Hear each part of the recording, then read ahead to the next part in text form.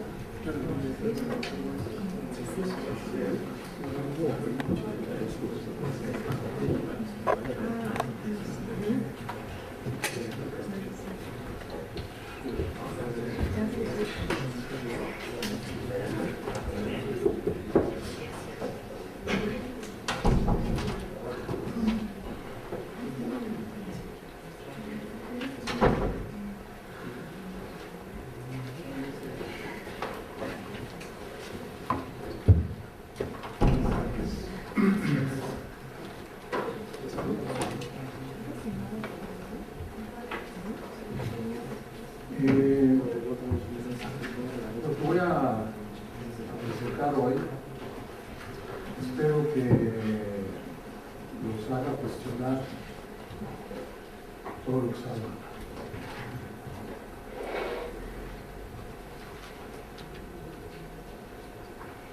Voy a hablar de la percepción y voy a hablar de la naturalización del hábitat. Primero quiero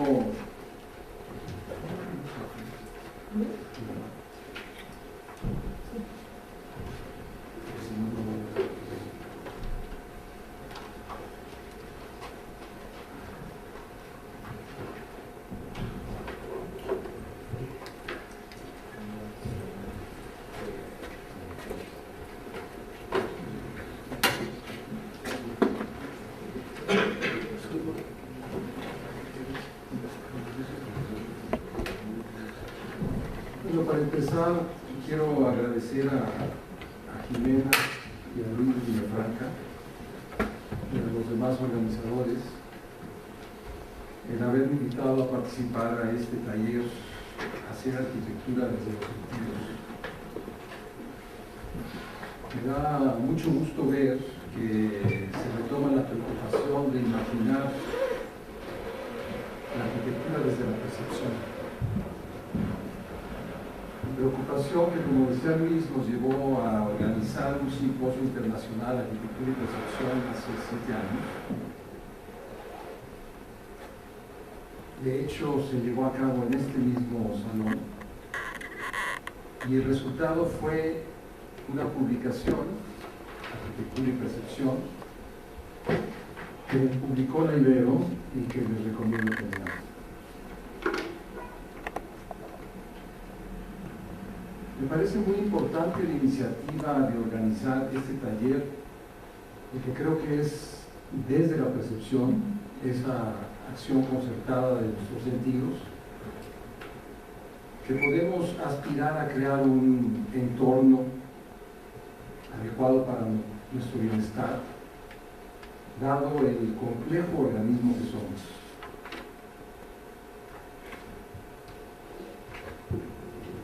De ello trata la charla. Y por ello propongo, como veremos más adelante, que cambiemos, y digo cambiemos con énfasis, nuestra manera de imaginar y construir nuestro hábitat. Los antecedentes de lo que voy a hablar hoy están en otra publicación que salió en 2009 y que de hecho es accesible en línea o la pueden comprar en cualquiera de las librerías de Educal. Transformamos el entorno natural para crear nuestro hábitat, al igual que los castores. pájaros y muchas otras especies con que compartimos el planeta. Las ciudades son nuestro hábitat o nicho ecológico por excelencia, ya que albergan más de la mitad de la población mundial. Desgraciadamente, las ciudades no son un hábitat adecuado. Son causantes en gran parte del calentamiento global y de muchas de las patologías que padecemos.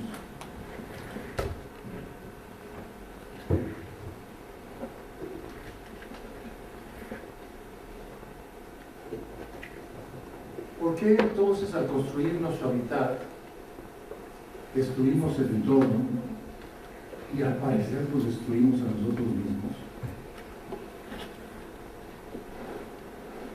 ¿En qué nos equivocamos si supuestamente somos el ser inteligente y racional de la creación? ¿Por qué somos incapaces de construir un entorno adecuado como lo hacen muchas otras especies?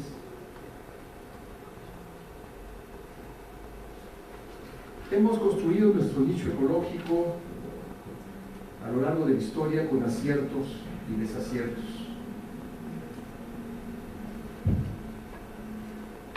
Las causas de nuestros errores han sido económicas, políticas y de muchas otras índoles. Pero una fundamental es que no sabemos lo suficiente sobre cómo percibimos y apreciamos el entorno que habitamos, lo que obviamente tiene consecuencias negativas cuando imaginamos y construimos nuestro nicho ecológico.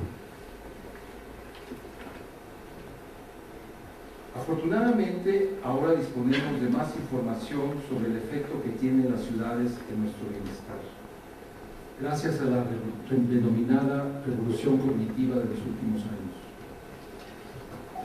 Ahora sabemos que nuestro organismo requiere de un hábitat menos artificial y más naturalizado.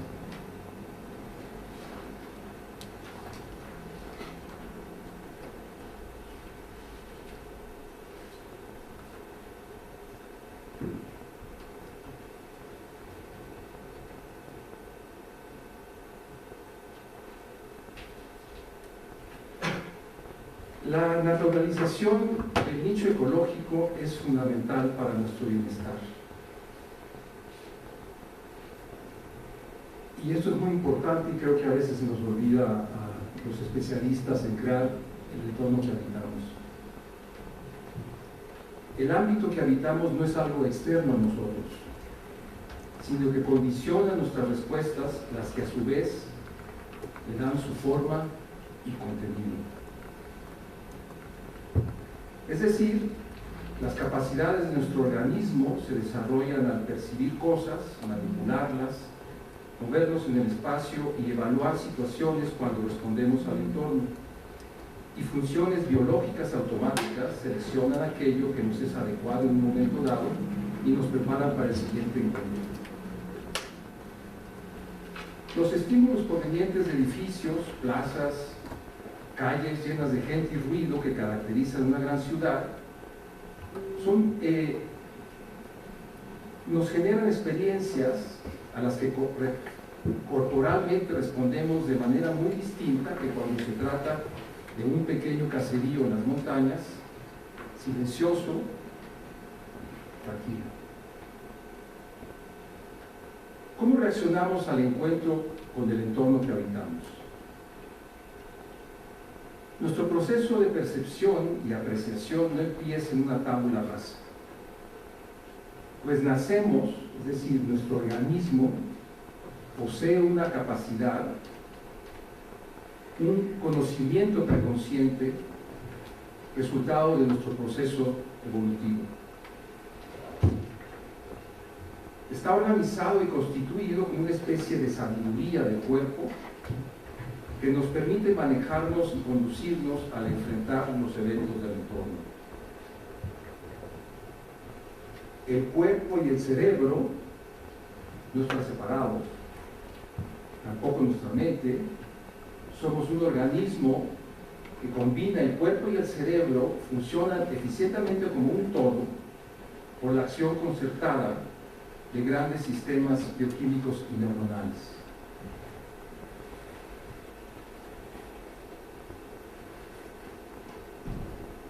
Se trata de operaciones que involucran no solo el cerebro y los puertos sensoriales, es decir, ojos, oídos, manos, sino también regiones intermedias, es decir, que la información no va de los puertos sensoriales al cerebro, sino se distribuye en regiones intermedias, puertos donde se construyen y articulan imágenes que son ordenadas por conceptos y categorías. Por eso Antonio Damasio, un conocido neurólogo, dice: nuestra percepción visual es como un sentimiento del cuerpo al mirar.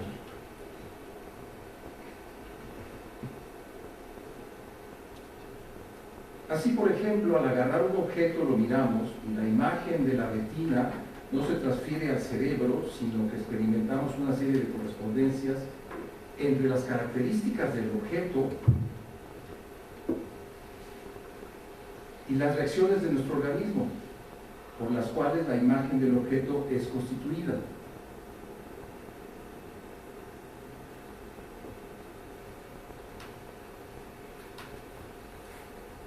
La vista no actúa sola, sino en coordinación con otros sentidos que incorporan mensajes de cercanía, distancia, placer, repulsión y muchos otros. Y al sujetar el objeto con la mano, que está envuelta en una piel, que es una especie de traje impermeable, lavable, elástico, que posee millones de sensores y regula la temperatura del cuerpo, adoptamos una postura y consideramos si el objeto es pesado y cuánta resistencia corporal requiere.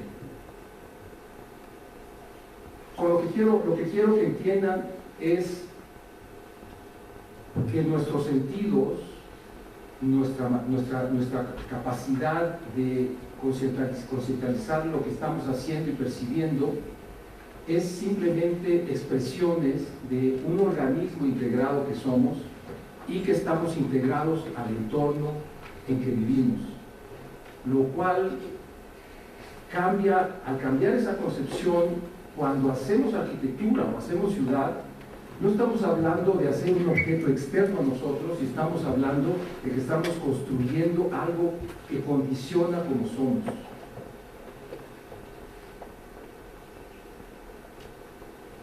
Así pues, nuestra apreciación de toda edificación, de los jardines o de la ciudad, resulta de esta acción conjunta de estas capacidades perceptivas de nuestro organismo.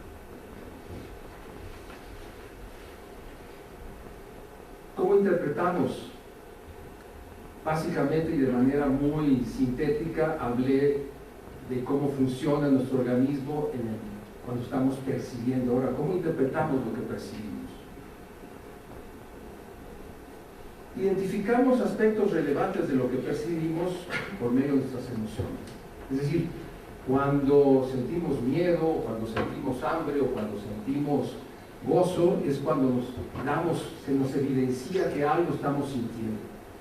Pero hay muchísimas reacciones emocionales de las cuales no somos conscientes, no las percibimos, porque nuestro cuerpo está funcionando en automático.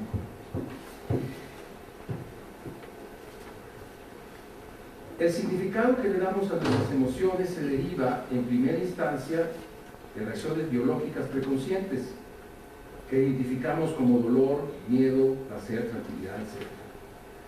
Por ejemplo, según algunos biólogos, los paisajes abiertos, y hablo de paisajes, son atractivos porque los percibimos como seguros. Estoy hablando de reacciones preconscientes, ya que podemos anticipar visualmente la presencia de algún depredador y por lo mismo los apreciamos como serenos. Lo mismo pudiéramos decir de una plaza abierta donde tenemos control de lo que está sucediendo.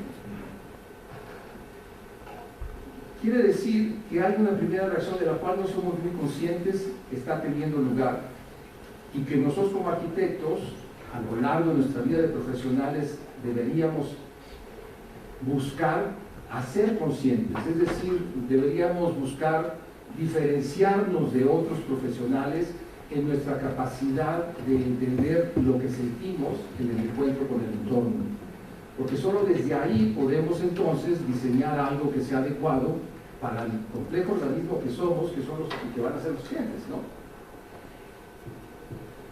A estas primeras apreciaciones incorporamos imágenes recordadas. Y ahorita hablaré de lo que son las imágenes recordadas y de lo que percibimos en el pasado. Es decir, que nuestra apreciación de un espacio seguro debe ser confirmada por recuerdos de que efectivamente nos sentimos en un espacio similar seguros. Pero, ¿qué son los recuerdos? Tenemos muchas ideas de qué son los recuerdos. Los recuerdos no son, como se piensa comúnmente, imágenes almacenadas que extraemos de un archivo.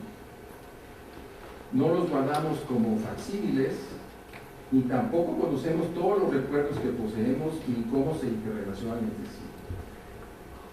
Los recuerdos cobran vida cuando requerimos de ellos.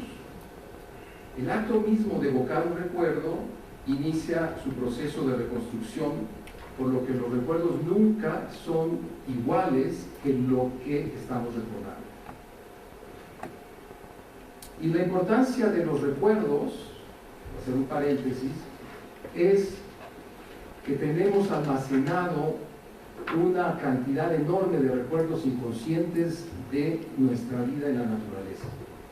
Y eso va a colación con el argumento central de la charla de la naturalización del entorno.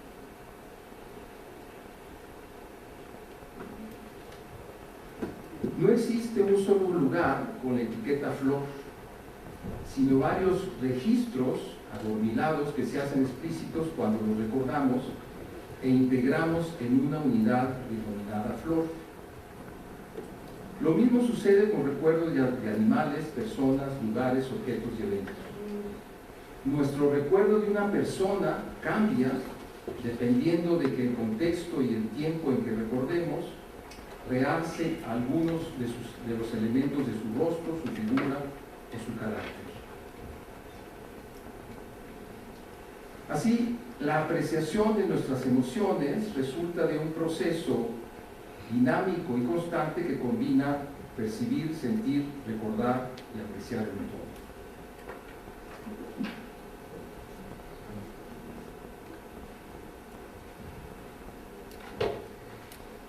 Este proceso biológico interpretativo individual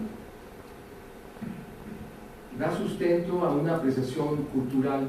¿Qué significa una apreciación cultural? Es una apreciación compartida, aunque cada uno tiene su propia apreciación del entorno, de una ciudad o de un país, hay una apreciación compartida y a eso me refiero por la apreciación cultural. La individual y la cultural conforman mayormente la interpretación de todo el entorno que percibimos.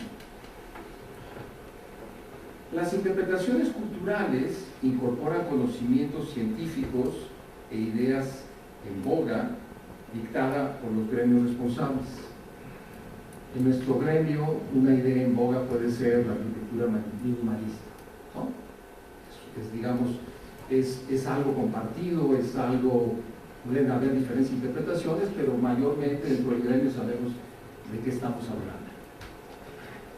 Por ejemplo, cuando interpretamos la experiencia de una casa denominada minimalista, partimos primero de nuestras reacciones emocionales preconscientes ante el encuentro de sus líneas austeras, materiales duros, ausencia de elementos decorativos. Nos puede gustar o no lo que corporalmente estamos experimentando. Para una persona que desconoce los estilos y la historia de la arquitectura, se tratará simplemente de una edificación austera que se presenta como incómoda por su franca exposición al sol de verano e inhóspita en invierno, y claramente con poca privacidad. Es probable que un arquitecto la aprecie como una obra de arte en arquitectura, dado que su juicio está condicionado por los criterios de la profesión. Y este punto es importante también porque no nos damos cuenta de qué manera lo que aprendemos en la escuela y los criterios o ideas que establece nuestro gremio a veces van en contra de lo que es hacer un buen hábito, lo cual nos invita a tener un sentido muy crítico de aquello que sabemos y creemos.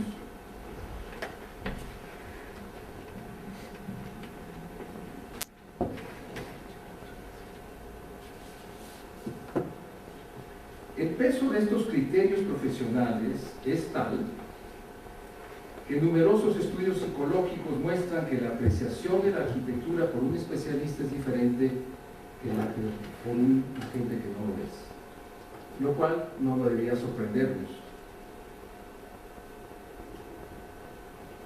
El riesgo aquí es que las interpretaciones del entorno por los especialistas, incluyo, son con frecuencia abstractas y distantes de las emociones vitales que generan. Es decir, que nuestro pensar el entorno a veces simplemente parece ser que nos lanzamos al espacio y empezamos a crear conceptos e ideas totalmente desconectados de lo que realmente necesitamos como seres humanos.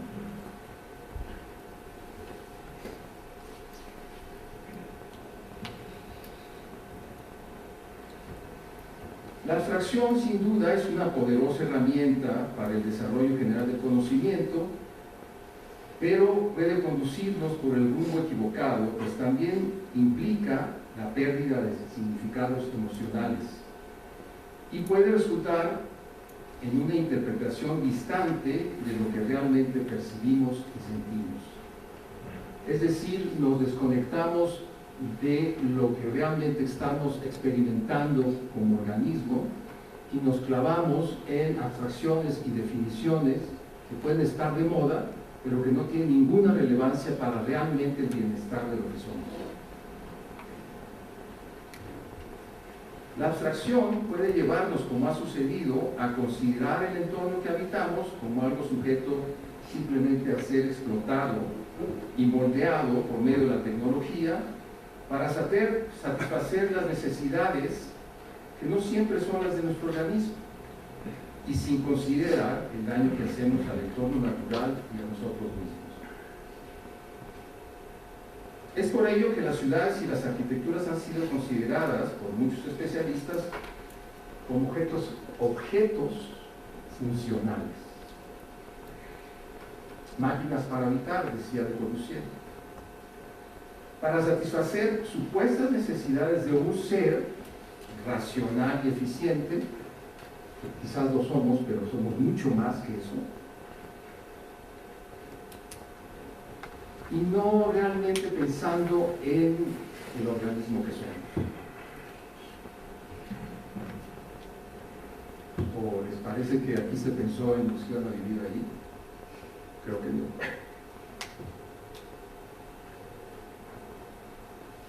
La discrepancia entre lo que requerimos como organismo y la solución que adoptamos es responsable de que nuestro hábitat actual sea inhabitable. Es decir, el actuar en base a conceptos e ideas que están desconectadas del tipo de organismo que somos ha llevado a inventar una cantidad de cosas, ahorita voy a abordar otros ejemplos, que no tienen nada que ver con el organismo que realmente somos.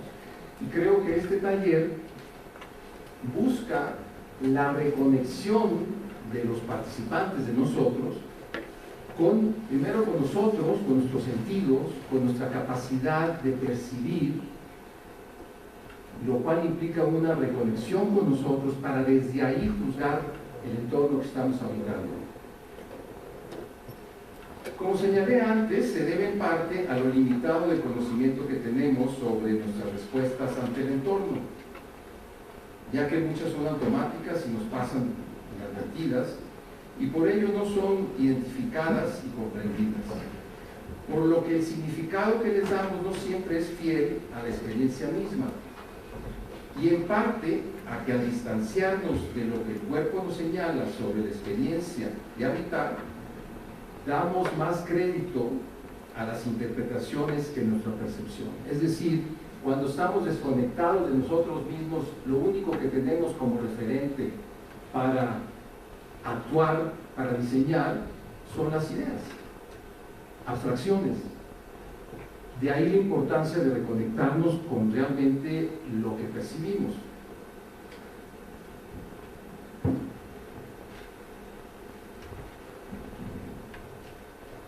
Por ejemplo, en la década de los 60s y los 70s, los llamados utopistas propusieron ciudades en forma de megaestructuras que se posaban sobre el paisaje. Es el caso de Jonah Friedman sobre París. Proponía construir una megaestructura flotando sobre París, tapando el cielo de París. Y otras que flotaban, que se ven bonitos, los dibujos están padrísimos, pero que mostraban realmente una falta de conexión con lo que realmente somos. Primates, pegados a la tierra, con miedo a las alturas, donde la concentración de la población en un espacio restringido nos trae como consecuencia desquicio de la vida nerviosa.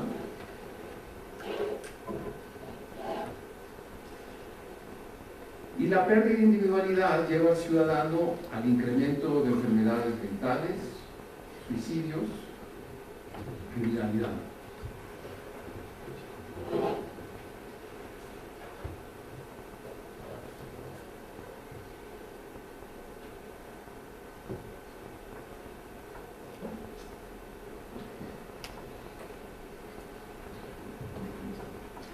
Tal parece que nuestros colegas utopistas, mayormente arquitectos, se olvidaron del organismo que somos y más bien buscaron deslumbrar a sus colegas con la novedad de sus propuestas y la tecnología y sin duda lo exquisito de sus dibujos.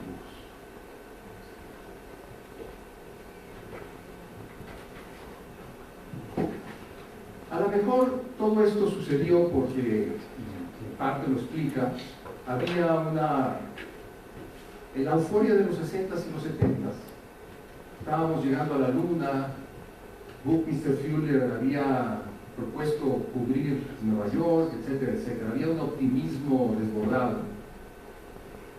Y no cabe duda que estas corrientes y estas propuestas salen de ese contexto histórico.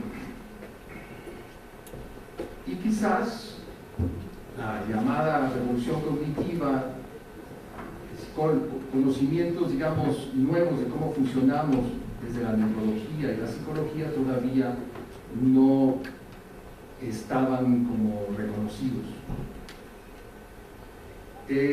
La cosa ha cambiado. Estudios recientes desde la neurología y la psicología reafirman este diagnóstico de nuestras reacciones ante cierto tipo de hábitat, pero además señalan, y este es un punto central y muy importante, que requerimos de un entorno naturalizado para nuestro bienestar físico y emocional. Poco más que eso.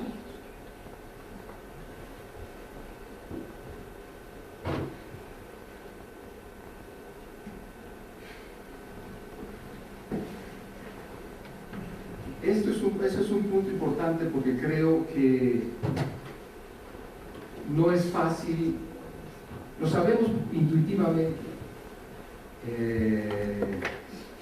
pero ahora tenemos como un soporte científico y creo que a nosotros nos gusta tener soportes científicos.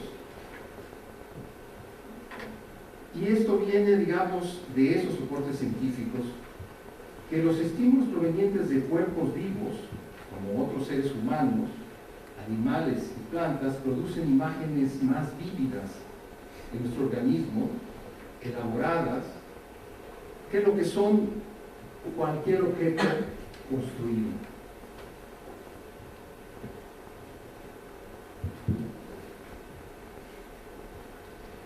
Además, estas imágenes son también más intensas que las imágenes recordadas, es decir, los recuerdos, que son reconstrucciones, o que imágenes producidas por el internet, la televisión, imágenes virtuales. Y también que las imágenes que proyectamos hacia el futuro cuando imaginamos.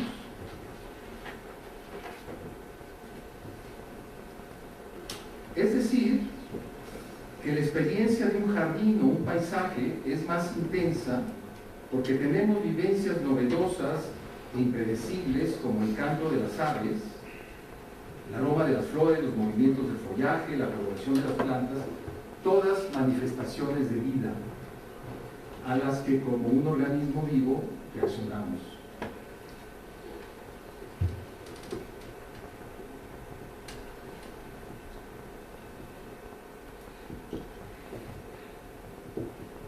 Estas manifestaciones nos hacen sentir física y emocionalmente más alertas y sensibles al mismo tiempo que en calma,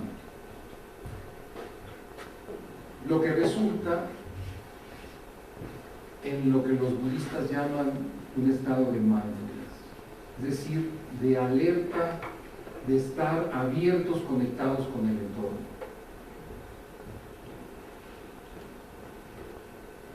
Por el contrario, los espacios fabricados, cuidadosamente controlados y predecibles, carecen de vida al igual que una silla o una lámpara, por lo que eventualmente nos pasan desapercibidos y dejan de estimularnos. En el ámbito urbano, estas construcciones de objetos inertes constituyen un todo caótico y ruidoso que nos altera y molesta emocionalmente, pues desconcierta esas representaciones disponibles de las que hablaba antes, arcaicas, vinculadas a nuestro origen en la naturaleza.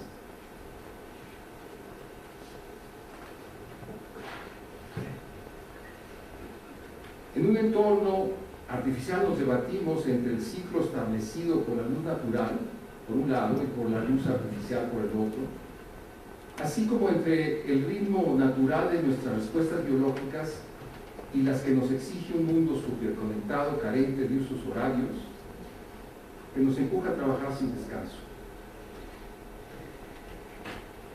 Obviamente ya ni siquiera pensamos en eso. Por automático seguimos la dinámica, no importa, se nos olvidó cuáles son los ritmos naturales de nuestro organismo. Y lo que estoy proponiendo aquí no es que nos volvamos a esos ritmos naturales, pero que no nos perdamos de vista.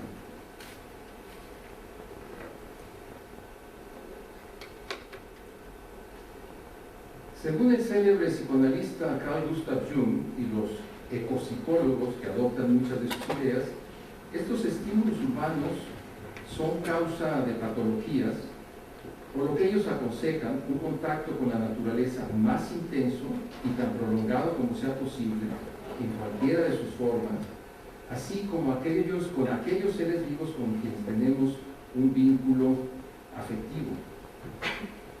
Es decir, ellos, desde algo que para muchos es medio esotérico, que es la psicología junguiana y la interpretación que hacen los ecopsicólogos de Jung, es que el antídoto a las patologías urbanas es el regreso a la naturaleza, en cualquiera de sus formas. Y es que nuestra sintonía con la naturaleza tiene un profundo contenido emocional pasado y presente. está en nuestra memoria aún de manera inconsciente. Recordemos lo que dice Jung. Seguimos olvidando que somos primates y que tenemos que hacer concesiones a esas capas primitivas de nuestra psique. Cargamos la historia entera del hombre. Cuando un hombre tiene 50 años, solo una parte de él ha existido medio siglo. La otra mitad puede tener millones de años. Por eso, ante la distancia con la naturaleza, se produce una nostalgia que nos causa dolor, como sucede ante la imposibilidad de cercanía con el ser amado. De ahí la imperiosa necesidad de naturalizar el entorno y recuperar nuestro contacto con la naturaleza y con nosotros mismos.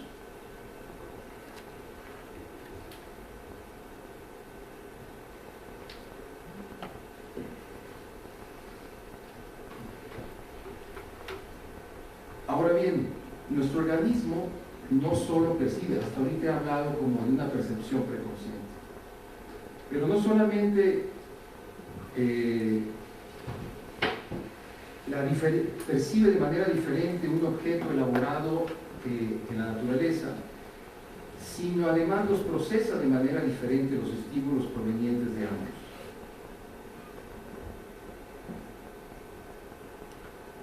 Apreciamos la naturaleza sin cuestionamiento crítico, porque la vemos con pocas o nulas posibilidades de que hubiera sido distinta, mientras que siempre estamos juzgando las características y el diseño de un objeto manufacturado.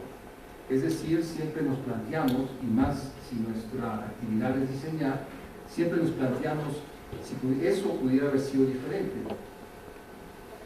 Lo que rara vez nos planteamos cuando vemos una flor,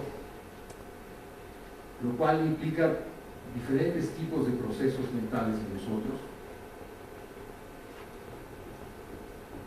Elucubramos si su autor podría haberlo hecho diferente, lo que implica un mayor número de procesos mentales. De ahí que aquellos objetos y construcciones que incorporan la naturaleza, como los jardines y algunas arquitecturas, son más accesibles y placenteros para nuestro organismo que los puramente artificiales. Por ejemplo, el goce de un jardín se deriva de que es un espacio construido con naturaleza aún domesticada. Un jardín emite una energía vital que nos entra por los poros y produce sensaciones gratificantes, pues utiliza la naturaleza de manera similar que la arquitectura emplea materiales de construcción. Su diseño puede juzgarse críticamente, pero su componente natural tiene un efecto positivo en nuestro organismo, independientemente de si es estilo japonés o barroco. Es decir, que independientemente del diseño del jardín, nosotros tenemos una experiencia gratificante porque está elaborado con naturaleza. A diferencia de un edificio que nos puede fascinar, el tipo de estímulos que vamos a recibir como organismo es diferente. Por ello, las ciudades cruzadas por ríos, a la orilla del mar, con avenidas arboladas, son populares. Lo mismo que ciertas arquitecturas.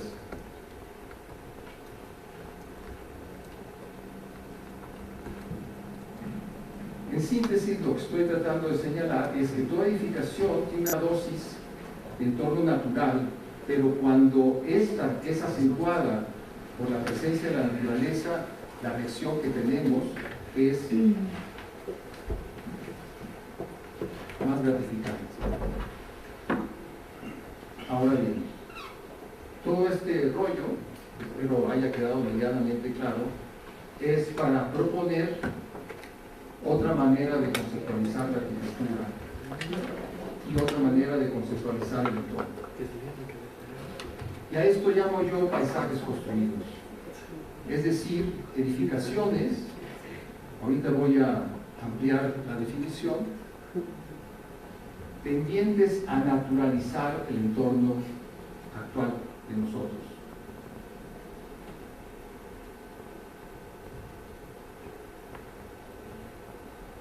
El diseño de estos paisajes construidos no parte de una abstracción, es decir, no parte de si es un tipo de topología o tiene una función, sino de nuestra percepción inocente, esa que surge de nuestro inconsciente, que nos vincula a la naturaleza antes de que le impongamos definiciones y conceptos, antes de que nos distanciemos de ella.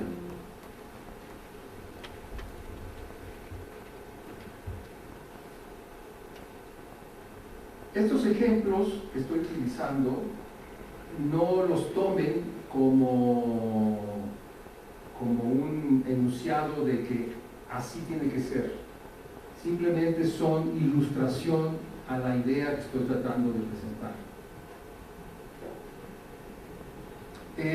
Lo que decía antes es decir que hay que buscar dentro de nosotros qué tipo de experiencias en la naturaleza son gratificantes y de qué manera podemos lograr que una edificación tenga algo de eso.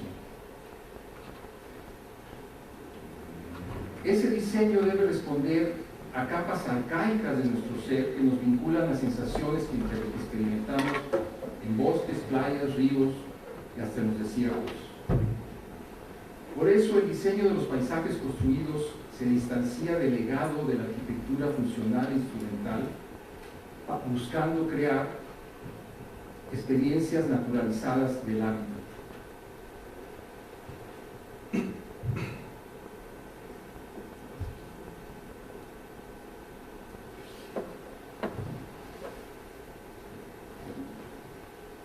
Ese mismo diseño cuestiona la tradición, nuestra tradición, que mantiene los valores del diseño en términos tan constipados como rigurosos, esos que le han dado una cara glacial y hermética a nuestro hábitat, buscando cambiarla y naturalizarla.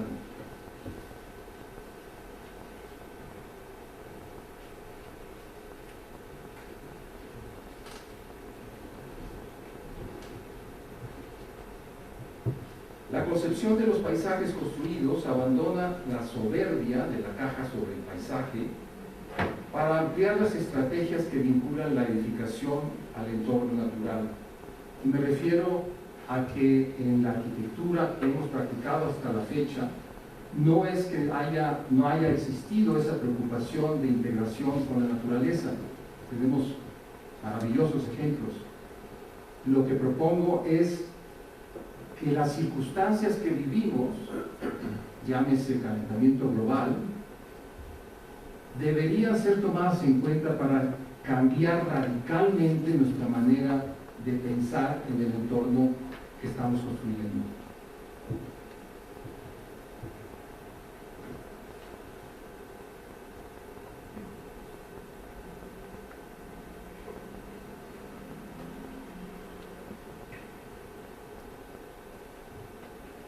No solo la idea del paisaje construido es no solamente respetar la topografía del sitio,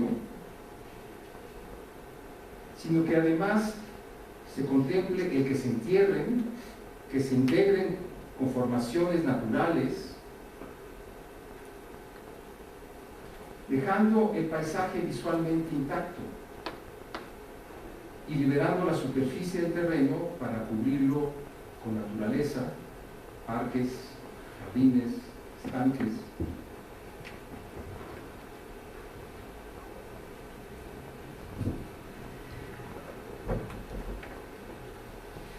Que se abran al exterior, integrando a la naturaleza una estrategia bastante contemplada.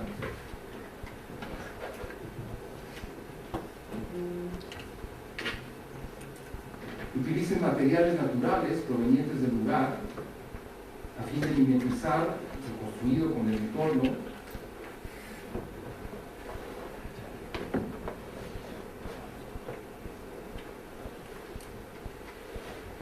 Y claramente orientadas de manera inteligente y considerando vientos, asentamientos y demás.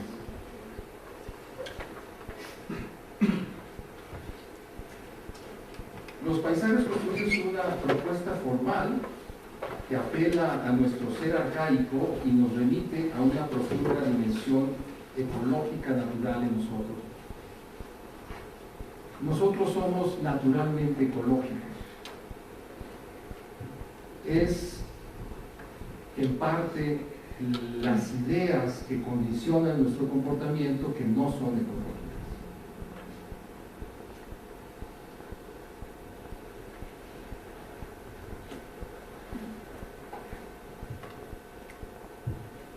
Los paisajes construidos entonces se plantean la conformación del territorio en base a edificaciones que adoptan la metáfora del paisaje, con su mutabilidad y conectabilidad con el medio natural, y obviamente incorporan toda la tecnología agroecológica disponible.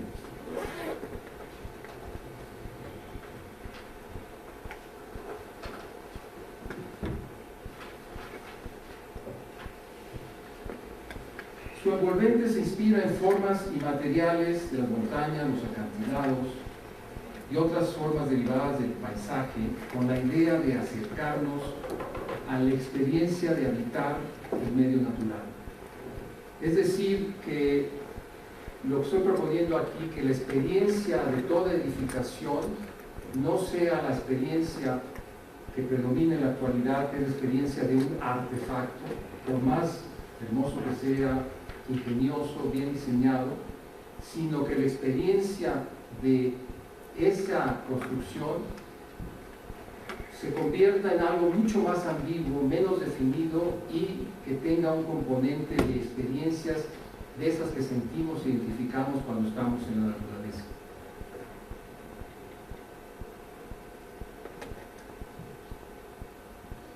Sus techumbres pueden o no asemejarse completamente a una topografía natural, pero preferentemente, al estar ajardinadas,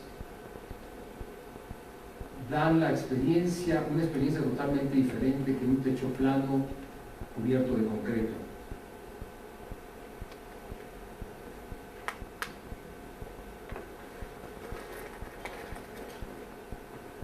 Los paisajes construidos son. ¿Qué estoy proponiendo? Que resolvamos los edificios sin que eso sea obvio, lo cual es un cambio digamos, de punto de vista con el funcionalismo que apreciaba esa presencia de la razón en la edificación, en las edificaciones.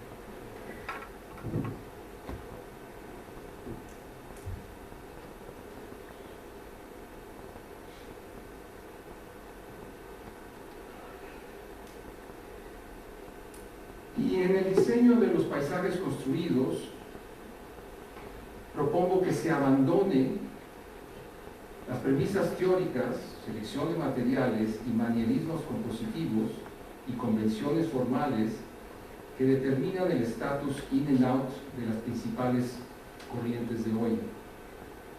Es decir, en la actualidad celebramos indiscriminadamente el ingenio creativo, y digo creativo porque además se trata de arquitectos muy talentosos, de producir formas novedosas con materiales que se habían no usado de cierta manera, y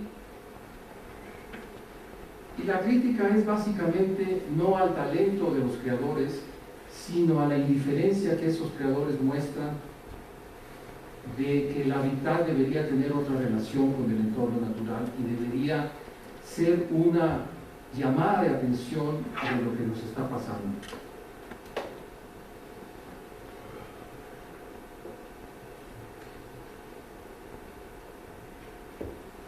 Estos paisajes construidos o estas edificaciones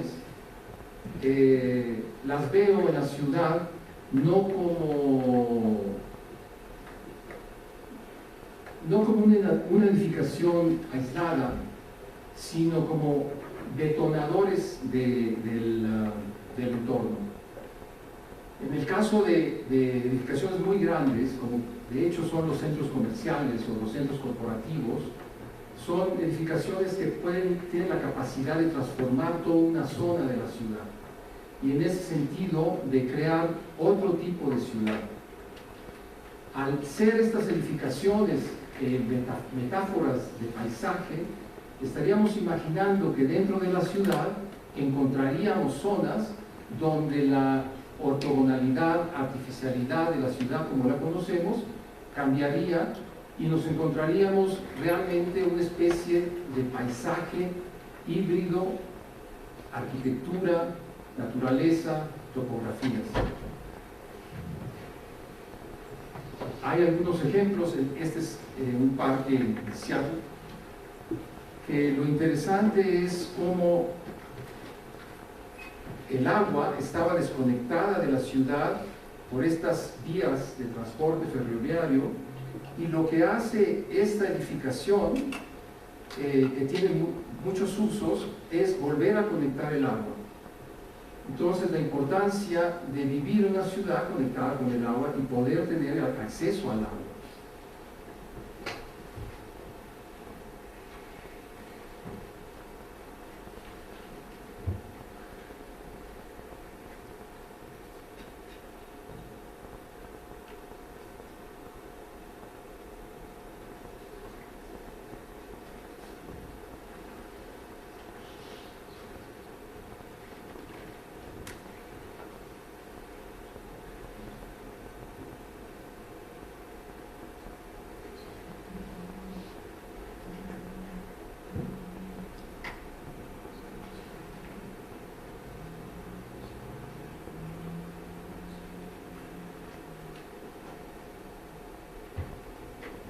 Esta imagen muestra lo que estaba hablando anteriormente. Son dos proyectos relativamente cercas, que uno del otro, que al conectar, al convertirlos en un paisaje construido, integrados a otras zonas verdes de la ciudad, estamos, digamos, reforestando amplias zonas de la ciudad. Entonces, el paisaje, la idea de paisaje construido deviene como el cambio de paisaje en una zona de la ciudad.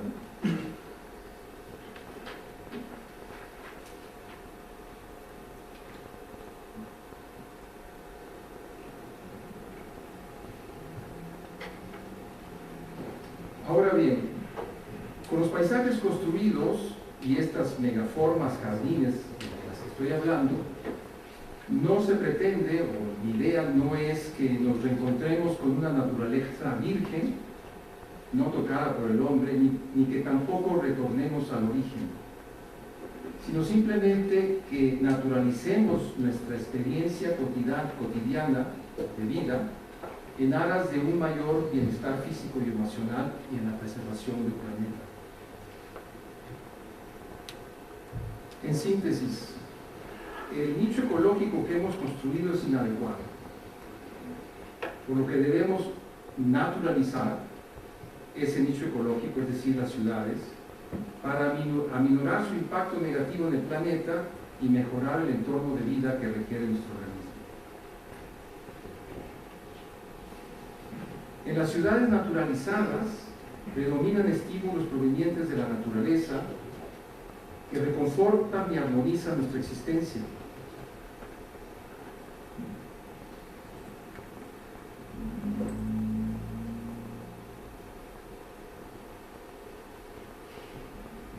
Propongo el diseño de paisajes construidos y su construcción como acupunturas urbanas para lograr esa naturalización. Podemos imaginar que ya hay un proceso de reforestación en las ciudades. ¿Qué estoy proponiendo? Ir más lejos. Pero creo que ese ir más lejos no nomás un ejercicio formal de diseño, sino es un replantearnos nuestra necesidad de naturaleza como el organismo que somos.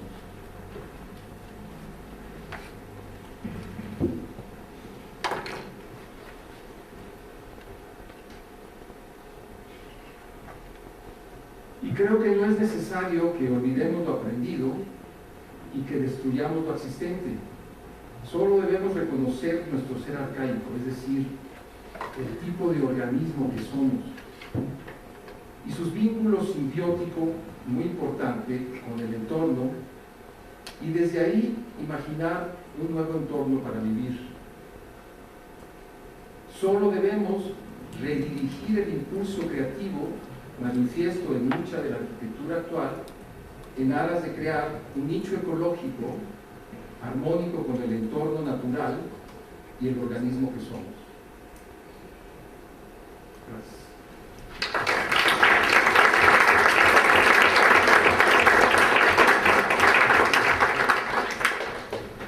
Y me gustaría, ustedes tienen la tarea de diseñar un centro cultural.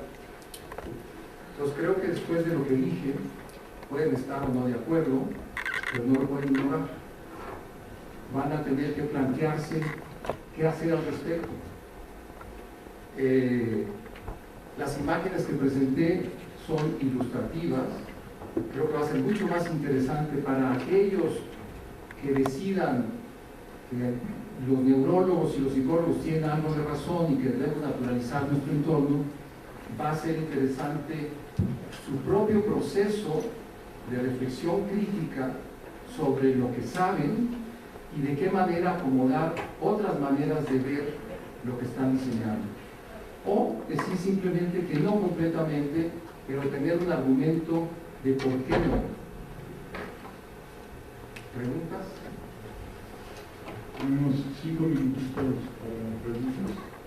José Antonio nos va a estar acompañando también en las correcciones, en algunas correcciones de invitados. Así que no creo que ocupen No.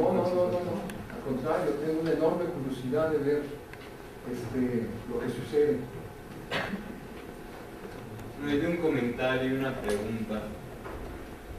El comentario es, creo que es al absurdo al que llega Le Corbusier cuando habla de la casa como esta máquina para vivir.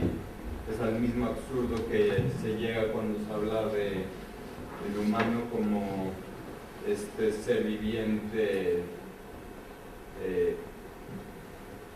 en la tierra, ¿no? Como creo que tú dijiste, como un primate pegado a la tierra. Creo que llegas al mismo nivel de absurdo al que llega Le Corbusier cuando dice, ok, esto simplemente es una máquina, porque somos más que una máquina y somos más que un primate. Y la pregunta es, cuando se habla de lo artificial, ¿dónde se dibuja la línea de qué es artificial y qué no? La primera vez que nos pusimos una techumbre encima y prendimos una fogata, comenzamos a crear este hábitat artificial. Entonces, ¿dónde dibuja la línea? Yo creo que está haciendo efecto la charla. Estás empezando a plantear dónde empieza esa línea. Y yo creo que somos primates.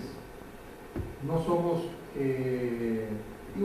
lo dice Jung, alguien que creo que tiene un poco de autoridad para hablar de la psique y del ser humano. No lo digo yo. Yo creo que somos primates.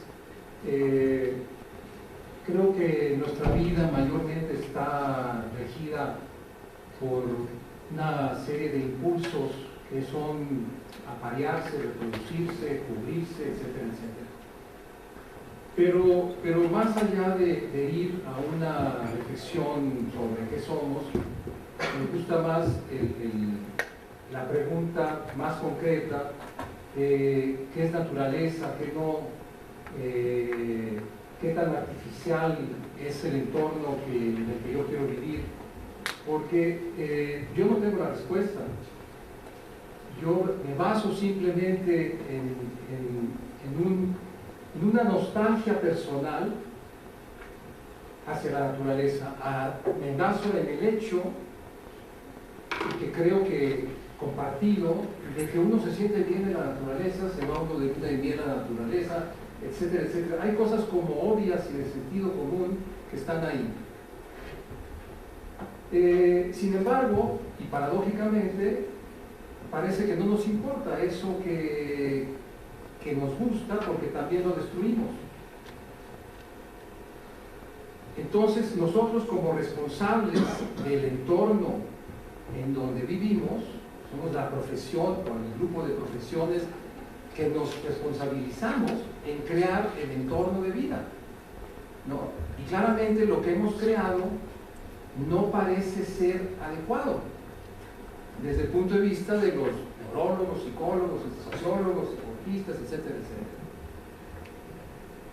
Entonces planteo, básicamente, tomando como punto de soporte lo que dicen los científicos, de que debemos tener un entorno naturalizado, yo digo, bueno, pues hagamos edificios que no tengan la forma del cubito o del rectángulo. ¿Por qué no hacemos edificios que tengan otro tipo, que nos generen otro tipo de experiencias? Va a ser para cada uno de ustedes decidir qué forma, qué experiencia quieren, qué solución le dan. Lo que es interesante es que estas ideas, cuando ustedes se enfrenten con las decisiones de diseño que implica armar el programa y el edificio mismo de esa casa de cultura en Coyoacán, ustedes tendrán que decidir qué decisiones tomar para que este artefacto sea una experiencia más cercana a la naturaleza o no, para que este artefacto transforme el entorno inmediato de Coyoacán o no. Pero cuando menos creo que ya los hice pensar en el tema. Pueden estar ustedes o no de acuerdo conmigo, yo no busco que estén de acuerdo conmigo, yo busco que ustedes se hagan la pregunta, y una pregunta que creo que se va a hacer cada vez más fuerte viendo el programa que diseñaron para el taller, porque los va a poner en contacto con ustedes y ustedes se van a hacer esa pregunta de si es necesario o no.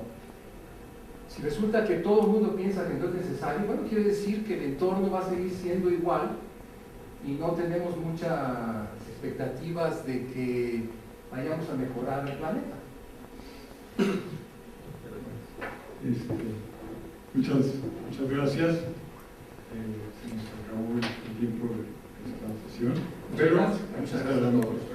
Antonio, aquí nada más les presento rápido a Alberto Illaza, que es profesor de arquitectura, fue profesor mío, está invitado a participar en las sesiones. César de la Parra, que nos va a acompañar en la última parte del día de hoy, en un tallercito, y Manuel Carpio, que ahorita va a tomar la batuta, y nos vamos a recorrer este edificio, vamos a cruzar, hablando de experiencias, y nos vamos a ir a un espacio que está enfrente de la biblioteca